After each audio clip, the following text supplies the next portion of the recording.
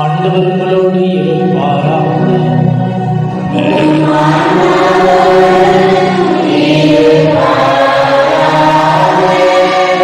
யோவான் எழுதிய தூய நற்செய்தியிலிருந்து வாசகம்.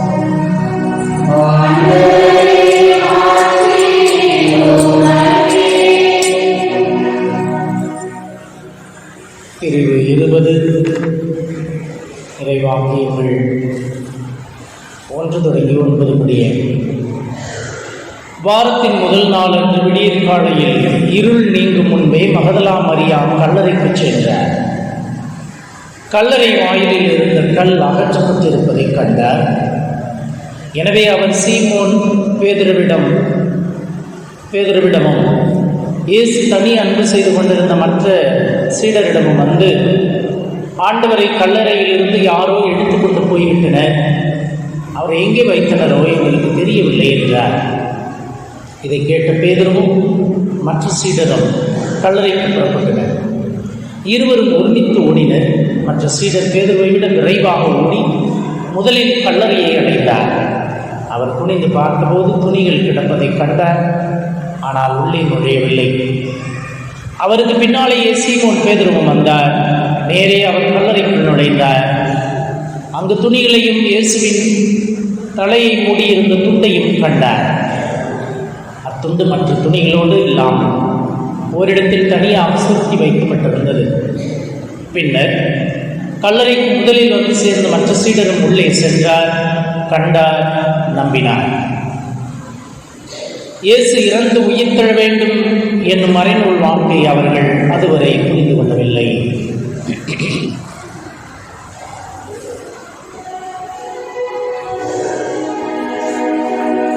ஆண்டவரின் அருள்வாக்கு.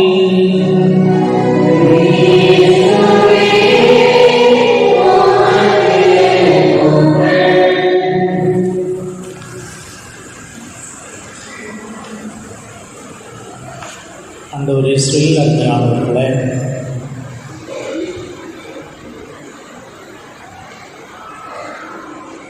ஆங்கில எழுத்தாளர் டாக்டர் தேகான் எழுதிய ஒரு புத்தகம் விண்டோஸ் ஆன் த வேர்ல்ட் என்பது அந்த புத்தகத்தின் தலைப்பு. விண்டோஸ் ஆன் த வேர்ல்ட், வார்த்தை மீதான வாசல்கள் என்று தமிழில் சொல்லலாம். அந்த புத்தகத்தில் அவர் இப்படி ஒரு கதையை எழுதுகிறார். தன்னுடைய 2 மகன்களை ஒரு நாள் அவர் காட்டு வழியே அழைத்துச் செல்கிறார். மூத்தவன் பெயர் ரிச்சர்ட், இளைவன் பெயர் மெர்வின். மூவரும் அந்த காட்டு வழியை பயணம் செய்து கொண்டிருக்கிறார்கள். ஒரு இடத்தில் ஒரு தேன்குளவி, நாமெல்லாம் நமக்கு நல்ல பரிச்சயம் அனுபவம் இருக்கிறது, நம்முடைய கோயிலில் மேலே தேன்குளவி,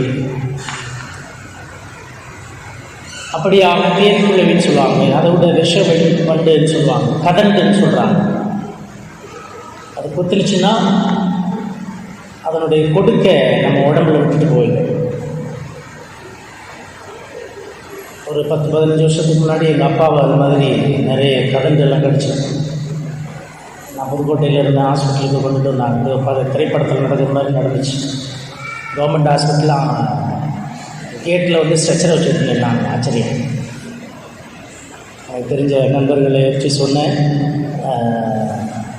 ஞாயிற்றுக்கிழமை மதியம் 1 மணிக்கு கவர்மெண்ட் ஹாஸ்பிட்டல் வாசலில் ஸ்ட்ரெச்சரை வச்சுக்கிட்டு ரெடியாக நின்னாங்க. காரில் கொண்டாந்து இறக்குனாங்க, ஸ்ட்ரெச்சரில் தூக்கி போட்டாங்க, உள்ளே கொண்டு போனாங்க. அடுத்த 10 நிமிஷத்தில் எங்கள் அப்பா எழுந்திரிச்சு விட்டாங்க. பணம் மாதிரி கிடந்தேன் கொண்டுட்டு வரும்போது. அப்போ நான் பார்த்தேன், அவருடைய உடம்பு ஃபுல்லாக அந்த கொடுக்கு அங்கே பற்றி இருந்துச்சு. நாயுருவி செடி நீங்கள் தோட்டத்திலலாம் போய்ட்டு வந்தீங்கன்னாக்க நான் உங்களுடைய ட்ரெஸ்ஸில் அப்படியே ஒட்டிக்கிட்டு, அதே போல் அப்படியே குத்திக்கிட்டு நின்று. தேவான் சொல்லுகின்ற அந்த கதையிலும் அவர்களை சுற்றி ஒரு தேன் குளவி சுற்றுகிறது. வந்த வேகம் தெரியாமல் அவருடைய மூத்த மகன் ரிச்சர்டுடைய கண்ணிலே கொத்தி விடுகிறது. அதிர்ஷ்டவசமாக அவனுடைய கண்ணில் கொத்தாமல் கண்ணுக்கு அருகிலே கொத்தியதால் அவன் உயிர் பிழைத்தான். ஆனால் வலி தாங்க முடியவில்லை. கண்ணிலே வீக்கம், பெரிய வீக்கமாக வீங்கிவிட்டது. ரிச்சர்டு மண்ணிலே புரண்டு ஒப்பாரி வைக்கிறான். வலி தாங்க முடியவில்லை என்று சொல்லி அழுது புலம்புகிறான். இதை அவருடைய இளைய மகன் பக்கத்திலிருந்து மெர்வின் பார்த்து கொண்டிருக்கிறான். அப்பா பதறிப்போய் மகனை தொட்டு தட்டி என்ன நடந்திருக்கிறது என்று பார்க்கிறார். அந்த வண்டு சுற்றி கொண்டிருக்கிறது. கொஞ்ச நேரத்தில் இவர்கள் இருவரும், அப்பாவும் மகனும், மூத்த மகனும் கீழே கரையிலே அமர்ந்து ஆசுவாசப்படுத்தி கொண்டிருக்கிறார்கள்.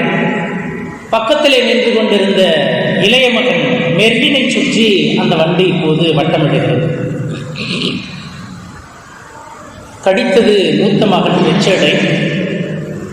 அந்த வண்டு கடித்த பிறகு மெர்வினை சுற்றி, இளைய மகனை சுற்றி வட்டமிட்டு கொண்டிருக்கிறது.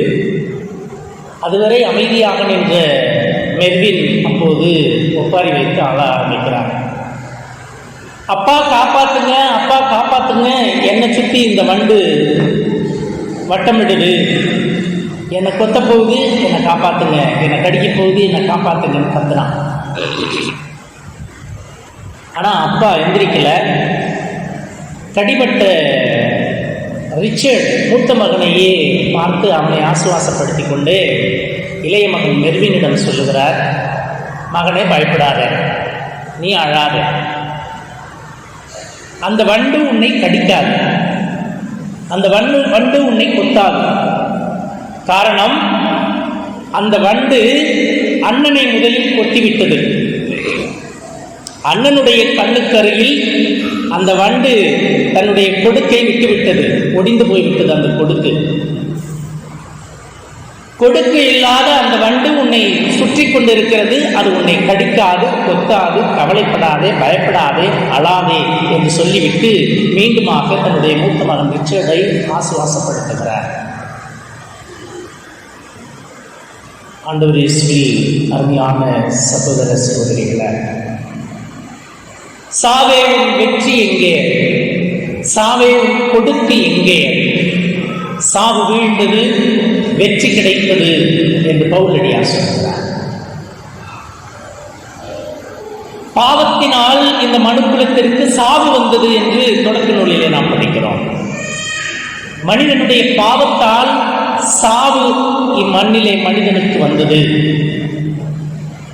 ஆனால் அந்த சாவு என்கிற கொடுக்கை நம் ஆண்டவர் இயேசு தன்னுடைய சிலுவை சாவினால் அழித்து விட்டார். எப்படி அந்த வண்டு தன்னுடைய மூத்த மகனை கொத்திவிட்டது, அந்த வண்டில் இருந்த கொடுக்கு அண்ணனை கொத்தி அவனுடைய கண்களில் விட்டுவிட்டது, உன்னை அந்த வண்டு கொத்தாது என்று தேகான் சொன்னாரோ, அதே போல நம்மை ஆட்கொண்ட அந்த சாவை, நம்மை ஆட்கொண்ட அந்த பாவத்தை அவற்றிலிருந்து தன்னுடைய சாவினால் ஆண்டவர் இயேசு மீட்டுக் கொண்டார். நம்மீது படையிருந்த அந்த கொடுக்கை தன் மீது ஆண்டவர் இயேசு ஏற்றுக்கொண்டார் என்று இன்றைய இறை வார்த்தைகள், இன்றைய விழா நமக்கு சொல்கிறது. இயேசு தன்னுடைய சிலுவை சாவினால் நம்முடைய சாவை அழித்து விட்டார். நம்முடைய சாவின் விஷத்தை, நம்முடைய சாவின் பாவத்தின் தன்மையை தன்னுடைய சாவினால் அழித்து விட்டார் என்பது இன்றைய உயிர்ப்பு விழா நமக்கு தருகின்ற செய்தி. கொடுக்கு இல்லாத, விஷமில்லாத சாவு என்கிற சம்பவத்தை தான் நாம் அனுபவிக்கிறோம். தன்னுடைய சிலுவை சாவினால் ஆண்டவர் இயேசு நமக்கு மீட்பை, விண்ணகத்தை, மோட்சத்தை கொடுத்து விட்டார் என்று இன்றைய விழா நமக்கு சொல்கிறது. கிறிஸ்துவில் பிரியமான சகோதர சகோதரிகளார், கிறிஸ்து உயிர்த்தெழவில்லை என்றால் நம்முடைய விசுவாசம் வீணானது, நம்முடைய நம்பிக்கை வீணானது என்று விவிலியம் சொல்கிறது. சிலுவை சாவினால் ஆண்டவர் இயேசு சாவை ஏற்றுக்கொண்டார். அத்தோடு அவருடைய சரித்திரம் முடிந்துவிட்டது என்று நினைத்துக் கொண்டிருந்த பரிசேயர்களின் கூட்டத்திற்கு ஆண்டவர் இயேசு தன்னுடைய உயிர்ப்பினால் மீட்பை கொடுக்கிறார். இந்த மனுக்குலத்தை மீட்டு வெற்றியை நமக்கு பெற்றுத் தந்திருக்கிறார் என்பதுதான் இயேசுவின் உயிர்ப்பு பெருவிழா நமக்கு தருகின்ற செய்தி. இந்த உலகத்தில் யாருடைய கல்லறைக்கும் காவல் வைத்ததாக சரித்திரம் இல்லை. இந்த உலகத்தில் யாருடைய கல்லறைக்கும் காவல் வைத்ததாக சரித்திரம் இல்லை. உயிரோடு வாழுகின்ற போது முன்னாடி 50 கார் பின்னாடி 50 கார் போகிறது அவர்களுக்கு பாதுகாப்பாக.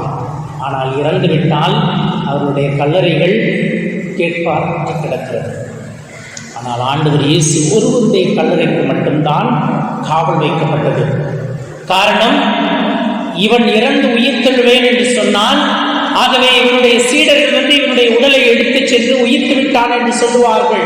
ஆகவே காவல் காக்க வேண்டும் என்று சொல்லி காவலர்களை வைத்து காவல் காத்தார்கள். ஆயினும் ஆண்டவர் இயேசு உயிர் தெழுந்தார் என்று நற்செய்தி நமக்கு சொல்கிறது.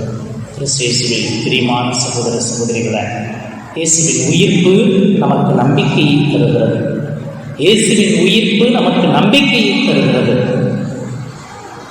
கடவுள் மீது நம்பிக்கை இல்லாத, உயிர்ப்பின் மீது நம்பிக்கை இல்லாத ஒரு பெண் வாழ்ந்து வந்தால் அவள் மிகப்பெரிய பணக்காரி. அந்த பெண் சாவதற்கு முன் உயிர் எழுதி வைத்திருந்தால் தன்னோடு வாழ்ந்தவர்களிடமெல்லாம் அடிக்கடி இப்படி சொல்வாள், எனக்கு உயிர்ப்பின் மீது நம்பிக்கை இல்லை, கடவுள் மீது நம்பிக்கை இல்லை, இந்த வாழ்க்கை மனித வாழ்க்கை இவ்வளவுதான், இதற்கு பிறகு நான் இறந்த பிறகு எதுவும் நடக்கப் போவதில்லை, வேண்டுமானால் என்னுடைய கல்லறையில் சலவை கல்லை கொண்டு, அதிக எடையுள்ள சலவை கல்லை கொண்டு என்னுடைய கல்லறையில் சமாதியை கட்டுங்கள், என்னுடைய கல்லறைக்கு மேல் அதிக வலிமையுள்ள இரும்பு கூண்டை வைத்து விடுங்கள், அதையும் மீறி நான் உயிர் தெழுகிறேன், நாம் பார்ப்போம். கண்டிப்பாக உயிர்ப்பு இல்லை, இந்த இறப்போடு மனித வாழ்க்கை முடிகிறது என்று சொல்லி வந்தால் அதையே தன்னுடைய உயிலாகவும் எழுதி வைத்தார். அந்த பெண் இறந்தாள். அவள் சொன்னது போல அவள் சேமித்து வைத்திருந்த பணத்தை கொண்டு மிக அதிக எடையுள்ள சலவை கற்களால் அந்த கல்லறையை சமாதியை கட்டினார்கள். அதற்கு மேல் மிக வலிமையுள்ள இரும்பு கூண்டை வைத்து அடைத்து வைத்தார்கள். நாட்கள் சில உருண்டோடின, ஆண்டுகள் சில சென்றன. அந்த கல்லறை 2ஆக பிளந்தது. அந்த கல்லறை 2ஆக பிளந்தது. அந்த பிளவிற்கு இடையிலே ஒரு சிறிய விதை முளைத்து வந்தது. அது செடியாக இருந்தது. சில நாட்கள், சில மாதங்கள், சில ஆண்டுகள் உருண்டோடின. அந்த செடி மிகப்பெரிய மரமாக தழைத்து வளர்ந்து உயர்ந்து நின்றது.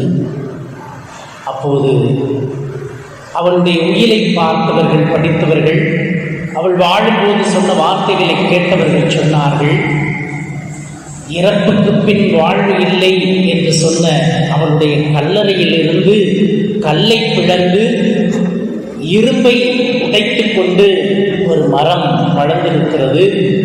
இறப்புக்கு பின் வாழ்வு உண்டு என்பதற்கு இந்த மரம் ஒரு சான்று என்று சொன்னார்கள். ஆண்டவர் இயேசுவில் அருமையான சகோதர சகோதரிகளை, நம்முடைய இறப்புக்கு பின் ஒரு வாழ்வு உண்டு. அதுதான் நிலையானது. அதைத்தான் நாம் விசுவாச அறிக்கையாக, நம்பிக்கை அறிக்கையாக சொல்லுகின்றோம். நம்முடைய இறப்புக்கு பின் ஒரு வாழ்வு உண்டு. அந்த வாழ்வுதான் நித்திய வாழ்வு, முடிவில்லா வாழ்வு என்று நாம் விசுவாசத்தை அறிக்கையிடுகிறோம். அந்த விசுவாசத்திலே வாழ்வதற்கு ஆண்டவர் இயேசுவுடைய உயிர்ப்பு முன்னுதாரணமாக, முன்னோடியாக இருக்கிறது என்பதைத்தான் இயேசுவின் உயிர்ப்பு நமக்கு எடுத்துச் சொல்கிறது. கிறிஸ்துவில் பிரியமான சகோதர சகோதரிகளை, இந்த மண்ணுலகில் வாழ்கின்ற வாழ்க்கை நிரந்தரமற்றது, நிலையானதல்ல. இது சில காலம் மட்டுமே. அதிக காலம் வாழுகின்றவர்களுக்கு 70 ஆண்டுகள் 80 ஆண்டுகள், வயது குறைவாக வாழுகின்றவர்களுக்கு 10 ஆண்டுகள் 20 ஆண்டுகள் 30 ஆண்டுகள் 40 ஆண்டுகள். எத்தனை ஆண்டுகள் நாம் வாழ்கிறோம் என்பதில் அல்ல, மாறாக நாம் எப்படி வாழ்கிறோம் என்பதில் தான் நாம் அடையப் போகிற அந்த விண்ணக பரிசை பெற்றுக்கொள்ள முடியும். இந்த மண்ணிலே நாம் வாழ்கின்ற வாழ்க்கையை பொறுத்துதான் இயேசு நமக்கு தன்னுடைய சிலுவை சாவினால் பெற்றுத்தந்த அந்த மீட்பை, அந்த உயிர்ப்பின் வாழ்வை, அந்த நிலை வாழ்வை பெற்றுக்கொள்ள முடியும். ஆகவே இந்த மண்ணக வாழ்வில் நாம் விண்ணக வாழ்வுக்காக தயார் செய்வோம் என்பது இந்த உயிர்ப்பின் விழா நமக்கு தருகின்ற செய்தி.